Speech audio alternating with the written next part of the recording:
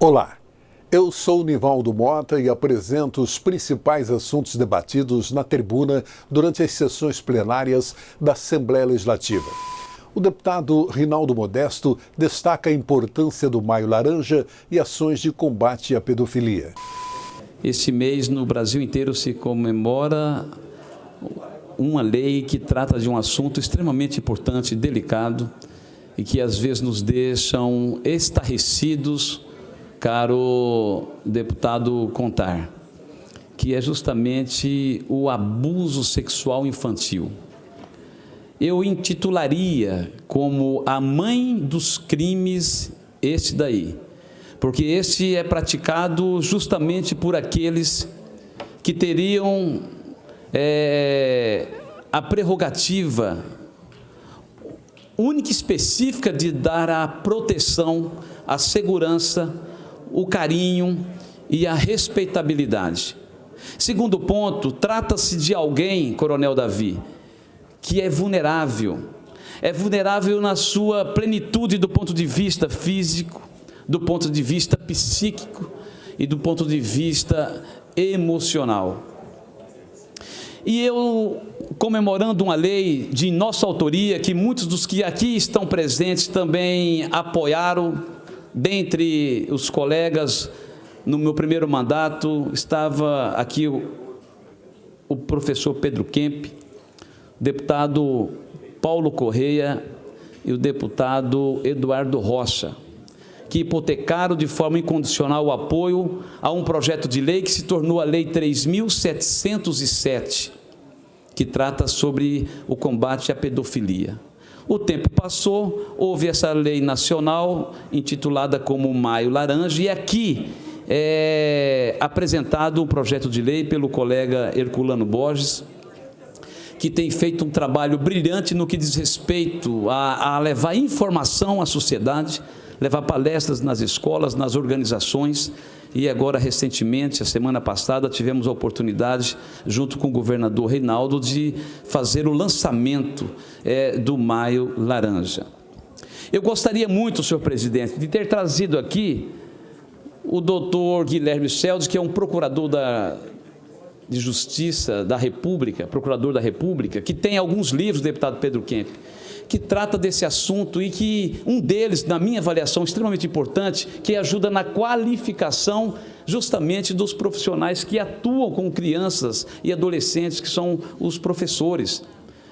Porque esse é um tema tão recorrente na nossa sociedade, e eu tenho aqui os dados da Secretaria de Justiça, Coronel Esli, Vossa Excelência, que até pouco tempo esteve como secretária adjunto, é que nos entristece. E nos entristece ainda de saber, João Henrique, que apenas 10% das pessoas que são vitimizadas que chegam às autoridades policiais. E um outro fato extremamente complicado é que justamente onde acontece, praticamente quase que 80% dos casos, é justamente no seio familiar. Então, não é fácil a gente identificar uma criança, um adolescente que estejam passando por esse momento de tão constrangimento, de tanta violência, não apenas do ponto de vista físico, mas pior do que isso é a violência psicológica. Mato Grosso do Sul é o estado, como Vossa Excelência bem salientou, o estado onde mais acontecem casos de abuso sexual, de violência contra crianças.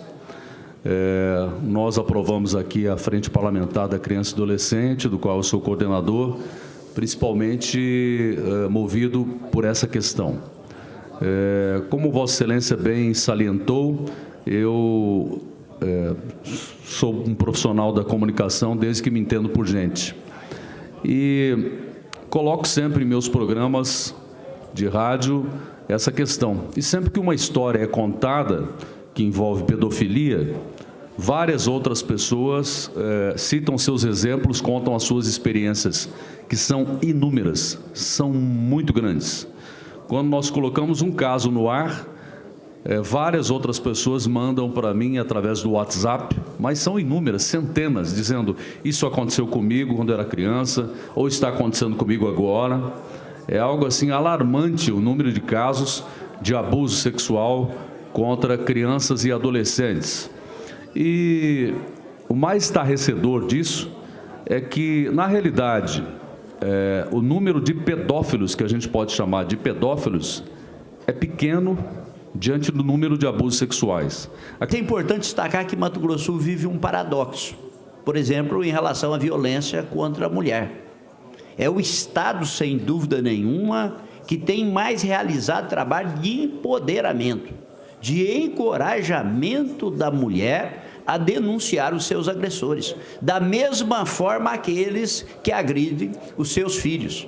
Então, a criação das delegacias da mulher, que precisa de ser ampliado, nós temos hoje em todas as regionais do Estado, mas precisa de ser levado aos médios e, no futuro, estruturas especializadas também dentro dos pequenos municípios, para que a mulher, a criança, possa ser acolhida de forma técnica, porque a violência em si, ela já é uma coisa monstruosa, e às vezes o abordar o enfrentamento dessa questão é outra violência que se pratica novamente se você não ter à sua frente uma pessoa especializada na abordagem do tratamento desse assunto, no diálogo com a criança. Como se conversa com uma criança? Você precisa ter especialistas, técnicos, psicólogos, pessoa que na vivência do dia a dia sabe como lidar e tirar da criança as informações que às vezes não é de uma forma clara, não é uma linguagem clara, é por sinais, é por gestos, não é? É por questões periféricas que você consegue atingir aquele resultado, para que o agressor efetivamente seja levado aos tribunais. E a nossa responsabilidade aqui, como integrante do Parlamento, de realmente tratarmos de políticas públicas que possam, em algum momento, servir como anteparo a essa grave questão da exploração sexual de crianças e adolescentes. E Vossa Excelência foi muito feliz ao pontuar essa questão. E falando dos avanços já feitos por esta Casa para o enfrentamento desse crime tão terrível, horrendo, que causa tristeza, infortúnio, não só às crianças atingidas, mas principalmente às famílias. E me junto a Vossa Excelência ao dizer que quando nós apresentamos nessa Casa o projeto que criou o Cadastro Estadual de Pedófilos e que teve grande ajuda por parte de Vossa Excelência, foi nesse sentido de criarmos mais um instrumento para a sociedade ter à sua disposição algo que pudesse prevenir a ocorrência desse crime. O deputado Pedro Kemp repercute protestos nacionais em defesa da educação pública superior. Mais de 200 cidades, segundo o levantamento que foi feito pela imprensa ontem, registraram manifestações contra esta decisão do governo. Nós tivemos manifestações aqui no nosso estado, em Campo Grande, em Ponta Porã, Corumbá, Dourados e Amambai.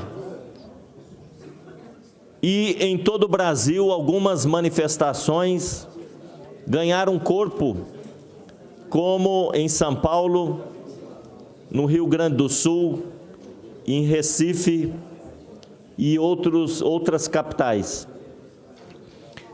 Esta manifestação, ela iniciou de uma forma tranquila, pacífica, muitas delas na frente de algumas universidades brasileiras.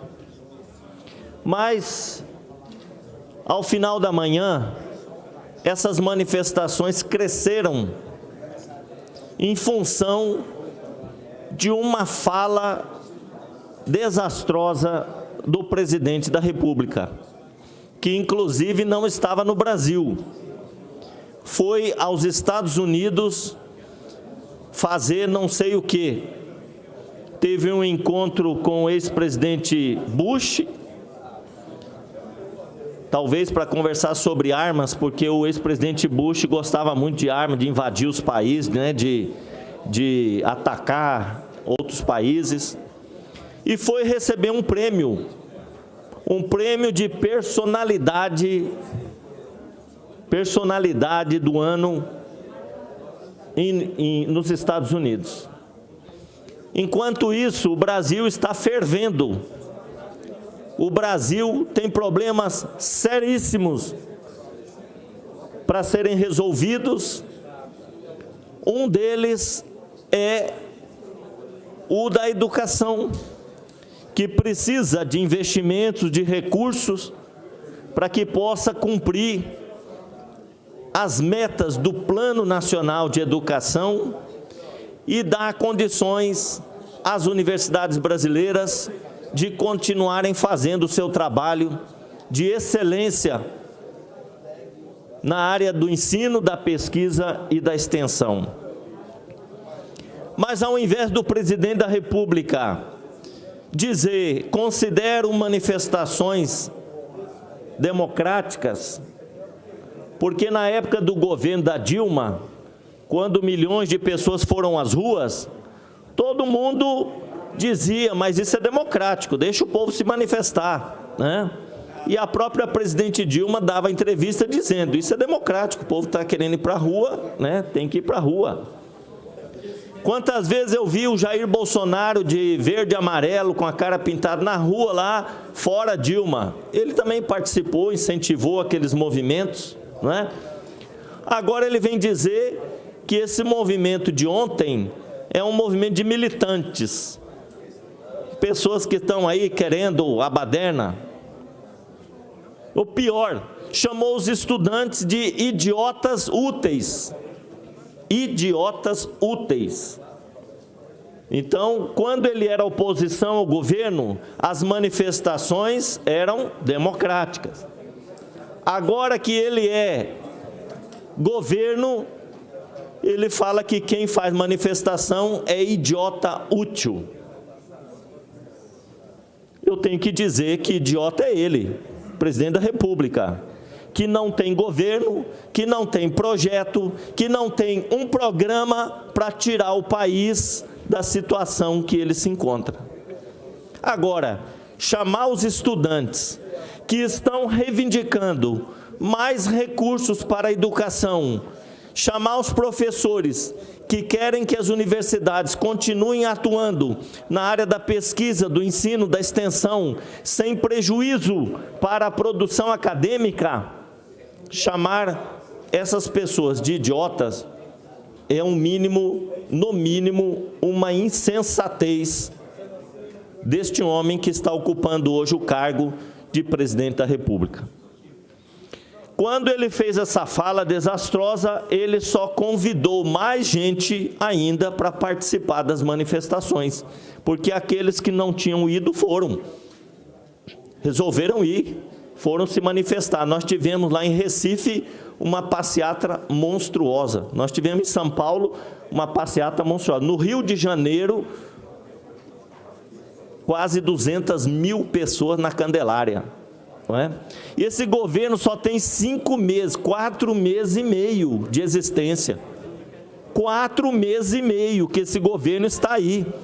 Todo governo que entra, ele entra com índice de aprovação razoável, para poder, inclusive, implementar, né, seus projetos, suas mudanças.